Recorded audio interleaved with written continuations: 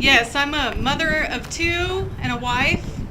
I was a stay-at-home mom for a long time, but I guess I'm becoming a rare breed because we're all being forced to get jobs so that we can support our families. Today I wanted to talk about entitlements. They're immoral and unethical. Today we seem to have lost the idea of the ethics of self-governing. We are more concerned with our own special interests, even at the expense of someone else's personal rights. When we vote, our ethics say, even though an issue may be good for me, that it's unfair to others. Our morals say we vote for our own special interests at a cost to someone else. Those two words, ethics and morals, are often used as the same word. Ethics talk of what we should do, and morals talk about what we actually do. In a country that was founded on the principles of freedom and limited government, we relied on the self-governing of the individual with freedom, as compared to living with privileges granted to us by the government and no real freedoms. We have a lot of legislation coming up that will cost taxpayers a substantial amount of money.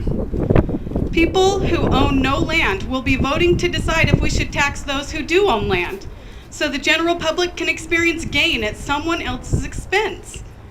Some landowners will vote to go ahead and tax someone else because their special interests may be on the line. Their job, their friend's job, their kids' sports.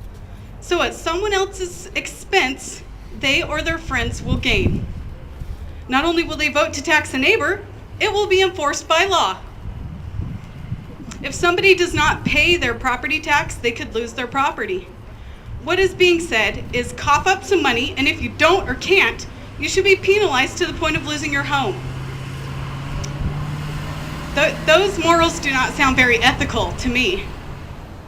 Is it right that 51 people, some with no financial obligation at all, tell 49 of their neighbors what they must spend their money on?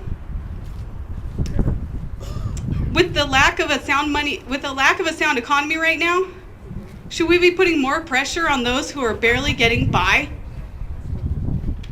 If you don't know yet, times are tough. 43 million people in the USA are on food stamps. Foreclosures are at a record high, food prices are rising, gas prices, we know. If you haven't been affected by this economy, count your blessings. But do not make your neighbor count their curses by giving them one more bill that they might not be able to pay. A lot of people talk about taking this country back.